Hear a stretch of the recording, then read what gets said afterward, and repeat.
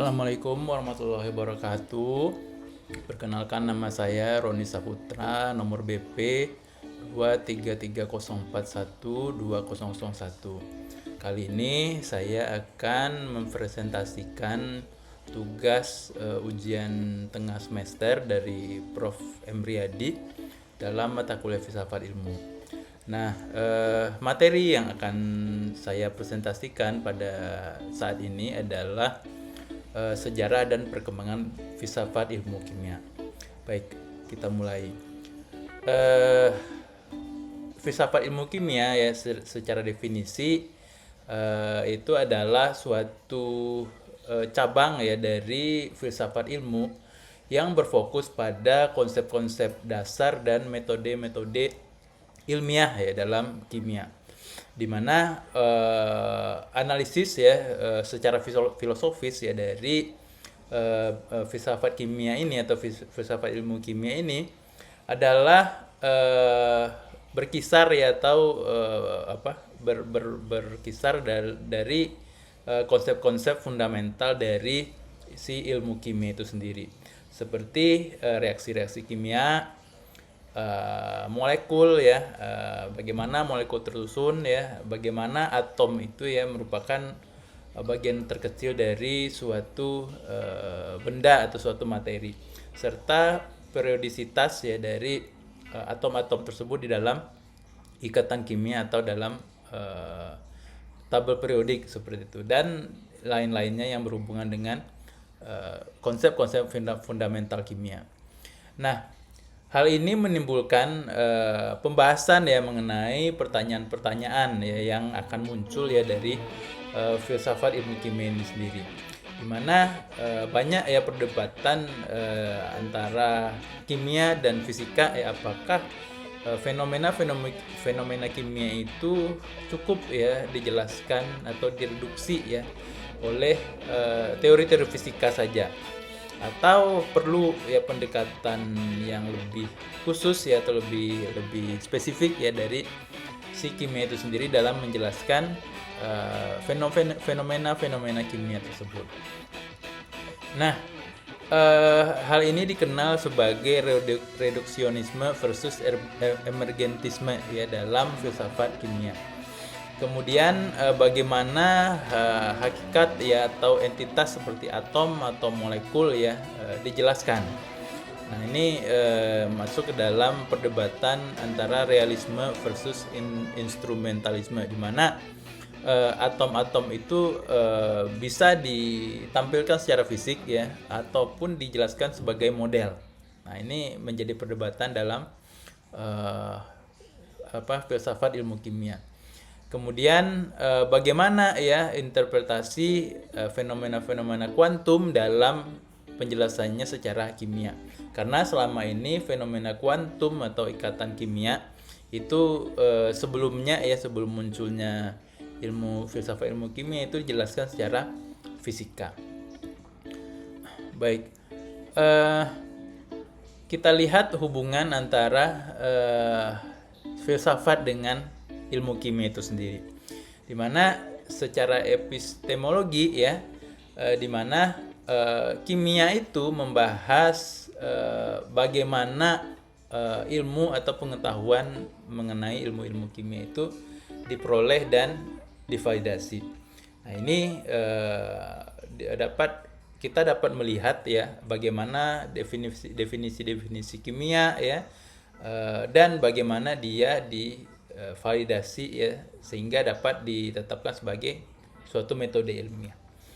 Kemudian secara metodologi ya, secara filsafat metodologi, kimia merupakan metode eksperimental. Untuk menjelaskan suatu fenomena kimia diperlukan metode eksperimental. Nah, untuk menganalisis metode eksperimental ini dalam kimia, fungsinya adalah bagaimana suatu fenomena atau suatu data itu dapat diperlihatkan dan dapat dipercaya. Maka digunakan dalam kimia itu metode eksperimental. Kemudian dari sisi filsafat ilmu ya, ini berkaitan dengan konsep kimia seperti yang kita jelaskan pada pendahuluan tadi, di mana secara konsep ya kimia itu secara filsafat itu menganalisis ya konsep-konsep dasar atau konsep-konsep fundamental dalam kimia seperti tadi atom, molekul, reaksi kimia, periodisitas dan lainnya. Sedangkan dari segi realisme dan instrumentalisme ini berkaitan dengan bagaimana kita mendiskusikan apakah kimia itu merupakan suatu realitas secara fisik ataukah hanya suatu konsep untuk memprediksi sesuatu. Nah, kalau dari segi reduksionisme versus emergentisme-nya adalah membahas hubungan antara kimia dengan fisika. Ini menyelidiki apakah fenomena kimia itu dapat dijelaskan sepenuhnya oleh fisika atau dia memiliki properti atau hal yang unik sendiri ya dibandingkan dengan fisika. Nah, ini adalah beberapa hubungan yang ada antara filsafat dengan kimia. Kemudian kita lihat filsafat kimia dari sejarahnya, di mana pada zaman kuno ya kimia itu dikenal sebagai alkimia ya secara filosofis, di mana alkimia ini membahas 4 elemen ya yang dikemukakan oleh Aristoteles, yaitu tanah, air, udara, dan api. Nah, hal ini di zaman dulu membentuk dasar awal ya tentang materi dan transformasinya. Bagaimana air itu menjadi udara, bagaimana api bisa muncul dan lain-lain. Nah, selanjutnya pada abad ke-17 sampai abad ke-18 muncul pemikiran ya filosofis mengenai atomisme. Nah, di mana atomisme ini adalah ide bahwa semua materi itu terbuat dari partikel-partikel yang tidak dapat dibagi lagi. Nah, hal ini pemikiran atomisme ini mengarah kepada pengembangan teori atom yang dilakukan oleh John Dalton. Nah, selanjutnya pada abad ke-19 ya muncul pemikiran positivisme mengenai kimia ya, di mana positivisme ini merupakan pendekatan ilmiah untuk mengetahui pengetahuan. Jika ada bukti berarti benar, jika tidak ada bukti berarti tidak benar. Itu adalah positivisme. Dan yang kedua adalah determinisme, di mana semua peristiwa ditentukan oleh sebab-sebab ya yang ada sebelumnya. Nah, hal ini mendorong ya perkembangan ilmu kimia itu menjadi disiplin ilmu yang lebih matang melalui metode eksperimental yang spesifik ya, yang divalidasi dan diuji reliabilitasnya. Kemudian hal ini juga mendukung pengembangan tabel periodik ya, yang periodik elemen ya yang diajukan oleh Dmitri Mendeleev. Selanjutnya pada awal abad ke-20 ya filsafat mekanika kuantum dan relativitas Einstein muncul. Nah, di mana filsafat mekanika kuantum dan relativitas Einstein ini mengarah pada pengembangan mekanika kuantum dan teori atom modern. Selanjutnya pada akhir abad ke-20 sampai sekarang terjadi debat antara realisme dan antirealisme, reduksionisme dengan emergentisme dan lain-lain. Hal ini mempengaruhi interpretasi ya. Jadi setiap ilmuwan itu mempunyai pemikiran berbeda mengenai konsep-konsep kimia, seperti struktur molekul, ikatan kimia, reaksi kimia, serta hubungan antara fisika dan kimia. Ini menyebabkan banyaknya pendapat yang mengarah kepada inovasi-inovasi ilmuwan pada saat itu mengenai ilmu kimia. Selanjutnya adalah beberapa tokoh yang penting ya dalam sejarah filsafat kimia. Yang pertama adalah Antoine Lavoisier, di mana Lavoisier ini dikenal sebagai bapak kimia modern. Dia merumuskan hukum kekekalan massa dan mengklasifikasikan elemen-elemen. Nah, di mana Hal ini ya, Lavoisier ini dia mengubah cara pandang orang ya, manusia atau ilmuwan ya mengenai materi dan reaksi kimia. Karena Lavoisier menekankan pentingnya eksperimen untuk pengukuran yang akurat dalam kimia. Yang selanjutnya adalah John Dalton. Nah, John Dalton ini mengembangkan teori atom yang pertama kali, yang menyatakan bahwa materi itu terdiri dari partikel-partikel yang paling kecil ya, kata John Dalton, atom merupakan partikel terkecil dari suatu materi. Nah, Dalton ini merupakan ya, teori Dalton ini merupakan dasar filosofi atomisme dari ilmu kimia, di mana semua materi ya, dari kata Dalton mempunyai partikel-partikel dasar, yaitu atom.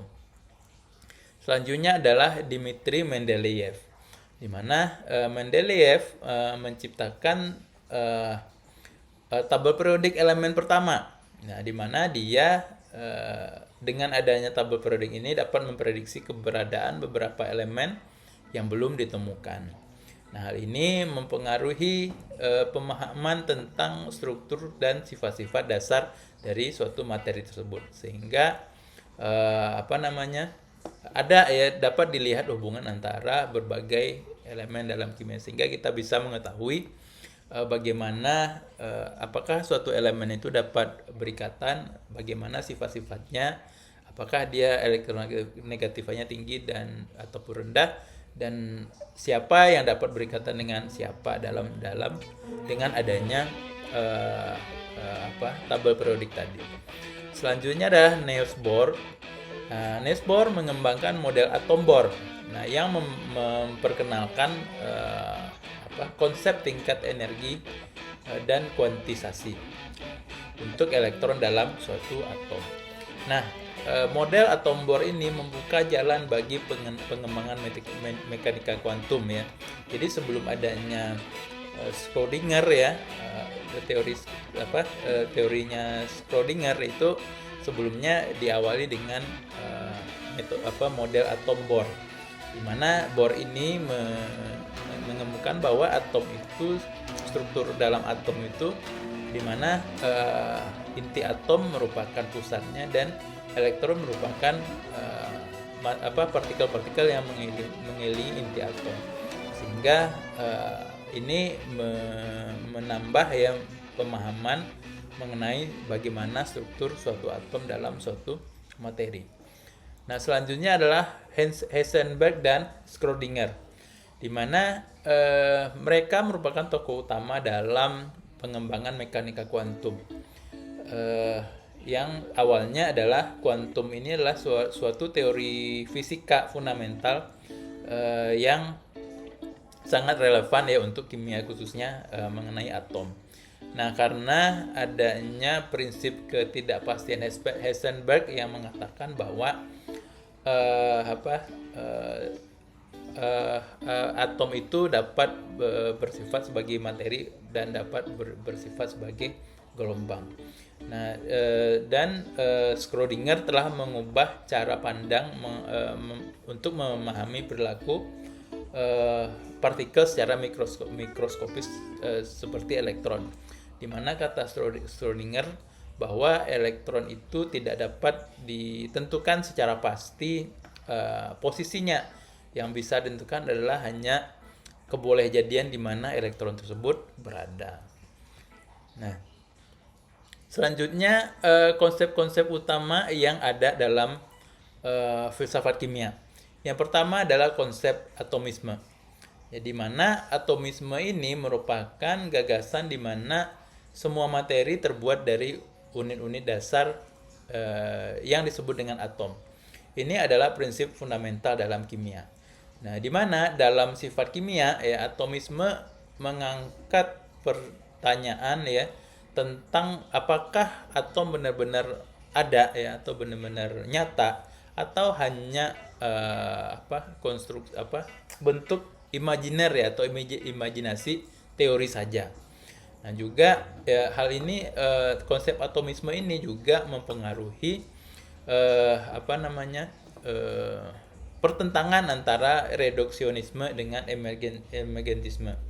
Di mana pertanyaan yang muncul adalah apakah semua fenomena kimia ini dapat dijelaskan sepenuhnya dalam istilah fisika partikel.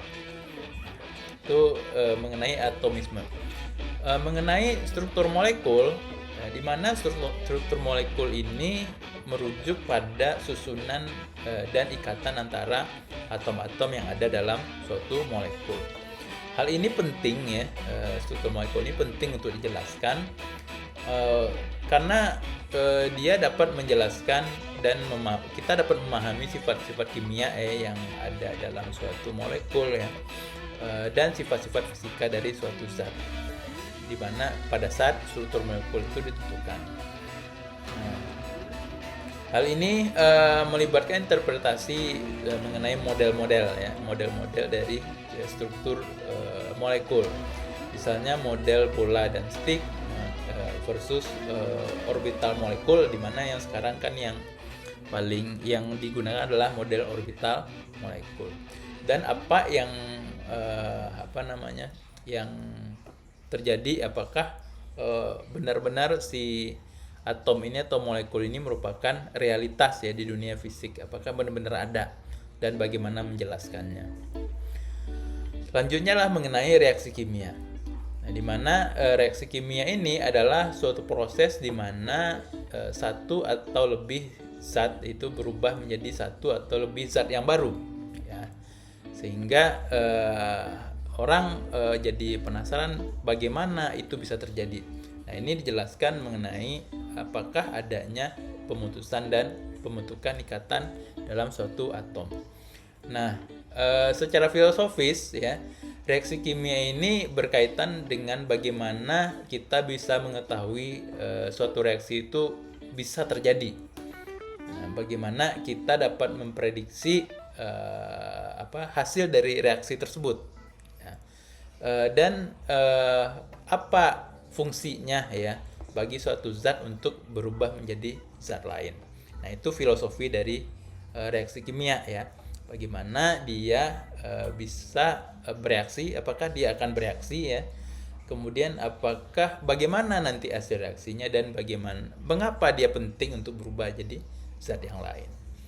Nah, itu secara filosofis reaksi kimia adalah seperti itu. Selanjutnya adalah periodisitas.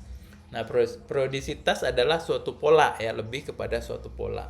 Yaitu kita bisa karena adanya pola tersebut, maka kita dapat mengidentifikasi sifat-sifat dari elemen-elemen yang kimia yang ditemukan. Nah, ini disusun ya dengan adanya kesamaan-kesamaan pola tersebut, Mendeleev dapat menyusun sebuah rancangan tabel periodik. Kemudian dalam filsafat ya, periodisitas dapat menimbulkan pertanyaan tentang alam semesta. Mengapa bisa ada pola itu? Ya, kenapa bisa ya suatu hal yang belum kita ketahui bisa ada kesamaan pola? Apa yang terjadi? Kemudian fungsi ya dari makna dari si elemen-elemen itu sendiri.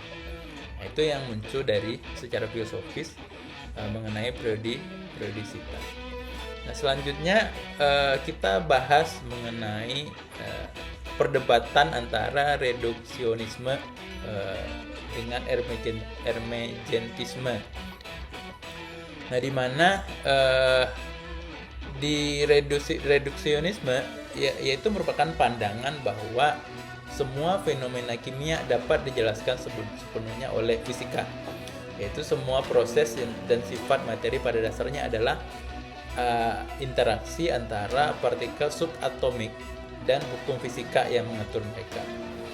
Nah, contohnya reduksionisme ini adalah teori ikatan kovalen ya, yang dijelaskan melalui prinsip pengecualian Pauli dan hukum elektromagnetisme. Nah, yang dari segi emergentisme, di mana merupakan pandangan bahwa ada suatu properti yang baru atau suatu sifat yang baru yang muncul pada tingkat kimia, ya, yang tidak dapat diprediksi atau dijelaskan hanya dengan hukum-hukum fisika. Di sini muncul bahwa ada suatu fenomena ya, dalam ilmu kimia itu tidak dapat dijelaskan melalui hukum-hukum fisika. Dengan kata lain bahwa tidak ternyata ada yang tidak dapat dijelaskan oleh hukum-hukum fisika. Misalnya sifat-sifat air seperti kemampuan untuk melarutkan banyak zat, ya, atau juga mengapa ada anomali air, ya. Padahal sebenarnya kan secara fisika itu harusnya makin rendah suhu air maka makin beku dia, seperti itulah kira-kira. Nah, yang lainnya mungkin untuk memahami sifat-sifat atom seperti hidrogen dan oksigen. Nah, ini tidak dapat dijelaskan secara fisika. Nah, selanjutnya adalah mengenai perdebatan antara realisme dan instrumentalisme.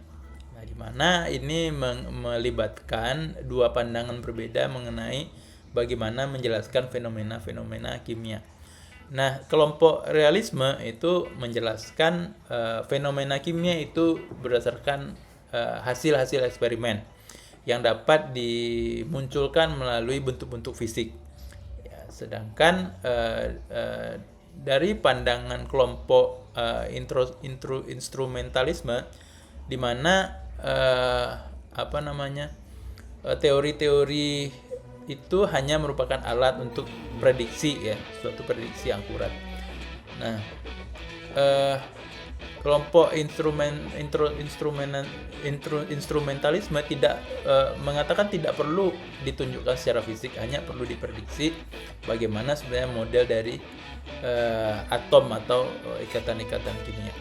Nah, instrumentalisme adalah dasar munculnya penggunaan komputer, ya, secara luas dalam ilmu kimia. Nah, karena adanya komputer ini, maka ketergantungan orang, ya, untuk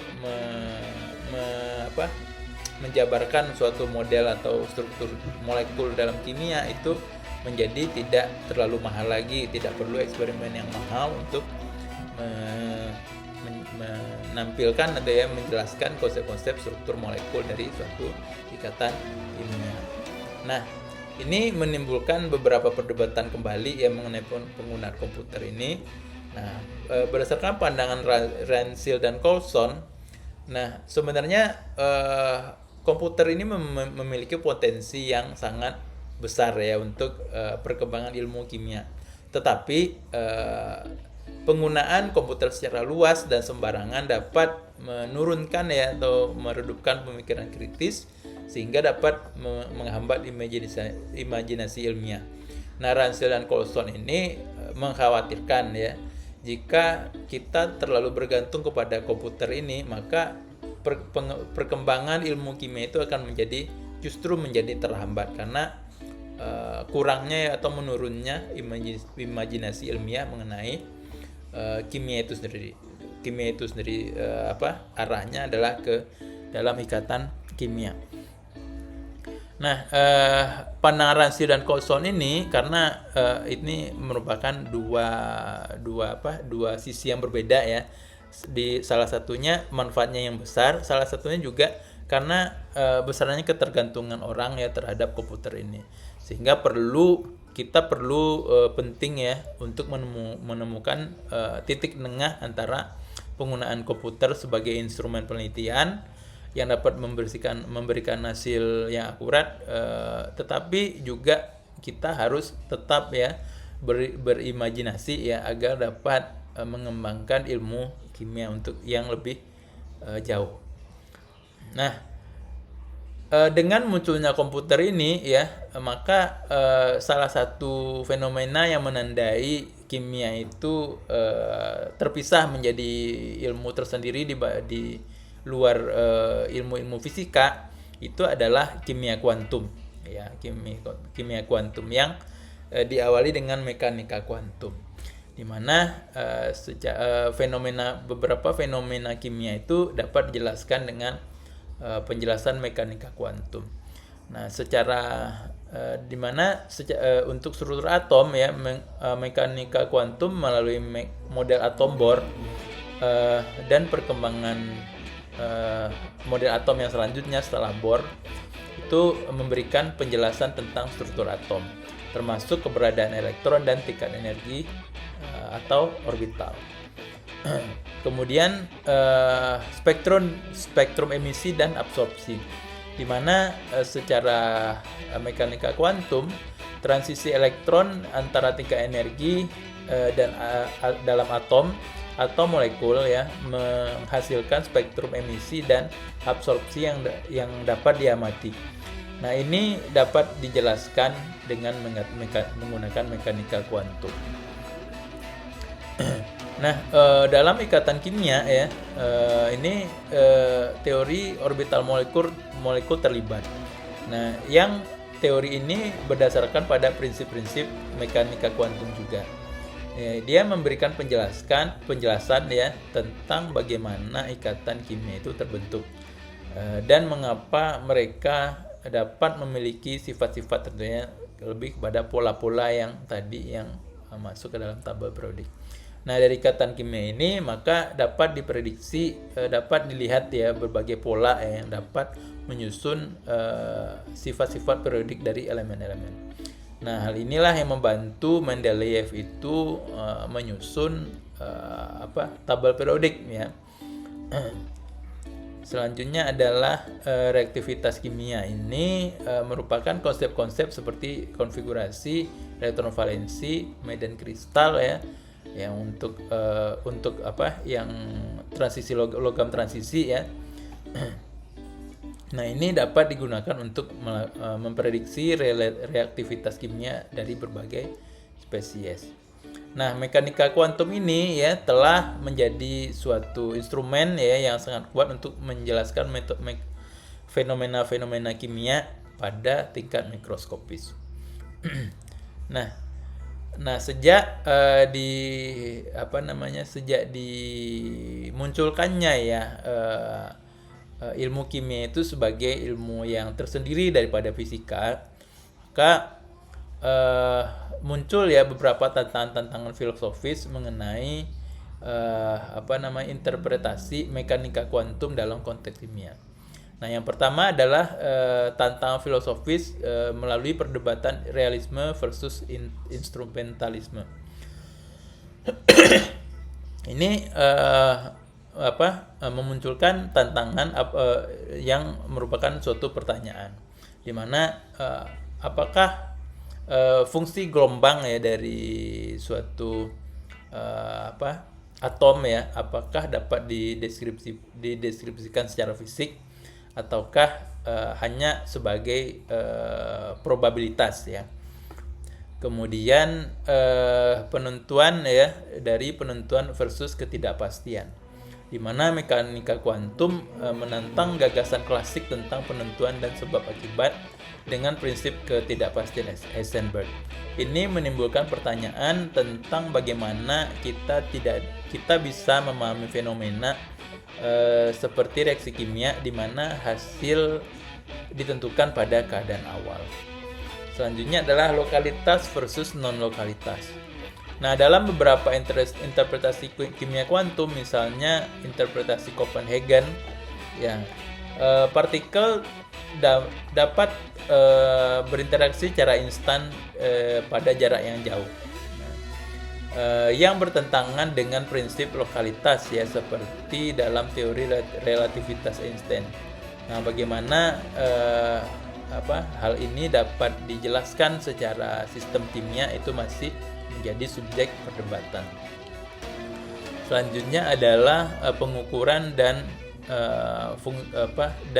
kolaps fungsi gelombang, di mana mekanika kuantum yang tradisional dapat melibatkan konsep kolaps fungsi gelombang saat pengukuran dilakukan. Tetapi apa artinya pengukuran dan mengapa itu harus menyebabkan kolaps masih merupakan misteri. Nah, ini dikenal sebagai masalah pengukuran. Nah, ini juga relevan untuk kimia, misalnya saat kita mencoba menginterpretasikan spektrum emisi atau spektrum absorpsi. Nah, kesimpulan yang dapat kita ambil dari pembahasan tadi adalah di mana konsep-konsep atomisme struktur molekul, reaksi kimia, dan periodisitas adalah konsep utama dalam kimia yang juga menjadi topik yang penting dalam filsafat kimia. Nah, kemudian reduksionisme mengatakan bahwa semua fenomena kimia dapat dijelaskan sepenuhnya oleh fisika. Sedangkan emergentisme berpendapat bahwa ada properti baru yang muncul pada tingkat kimia yang tidak dapat dijelaskan secara fisika. Kemudian dari perdebatan realisme antara kelompok realisme versus instrumentalisme adalah realis berpendapat bahwa entitas seperti atom dan molekul adalah benar-benar ada. Sedangkan instrumentalis itu berpendapat bahwa teori-teori tersebut hanya merupakan alat untuk membuat prediksi yang akurat. Nah, dari mekanika kuantum dan kimia, bahwa mekanika kuantum itu telah digunakan untuk menjelaskan banyak fenomena kimia pada tingkat mikroskopis, termasuk struktur atom, spektrum emisi dan absorpsi ikatan kimia, sifat periodik elemen, dan reaktivitas kimia.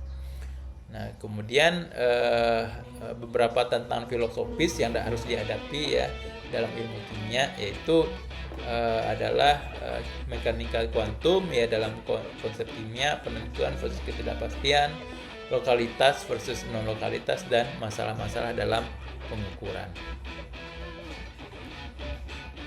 Nah, beberapa kepentingan untuk kemajuan pemikiran filosofis untuk kemajuan bidang kimia. Nah, di mana secara pemahaman konsep filsafat membantu kita memahami konsep-konsep dasar seperti atom, molekul, dan reaksi kimia. Ini penting untuk membangun fondasi teoritis dalam ilmu pengetahuan. Nah, secara interpretasi teori, filsafat dapat membantu kita menginterpretasikan teori seperti mekanika kuantum dan memberikan kerangka kerja yang jelas untuk memahami fenomena seperti ketidakpastian dan non-lokalitas. Nah, secara metodologi ilmiah filsafat membantu kita mempertanyakan dan memperjelas metode-metode yang digunakan dalam ilmu pengetahuan, termasuk peran pengamatan, eksperimen, dan model-model matematika. Nah, perdebatan ontologis yang mungkin akan dihadapi adalah filsafat memberikan alat-alat untuk berdebat tentang apa yang benar-benar ada dalam dunia fisik, dan apa misalnya apakah atom dan molekul itu benar-benar ada. Nah, itu dapat kita jelaskan secara filsafat. Nah, implikasi sosial dan etis yang dapat dilihat yang dapat kita hadapi adalah filsafat juga membantu kita mengeksplorasi implikasi sosial dan etis dari ilmu pengetahuan, termasuk bagaimana pengetahuan digunakan dan siapa yang diuntungkan oleh ilmu pengetahuan tersebut. Baik, mungkin itu yang dapat saya presentasikan pada video kali ini. Banyak maaf jika ada kesalahan. Saya akhiri, billahi taufik wal hidayah. Wassalamualaikum warahmatullahi wabarakatuh.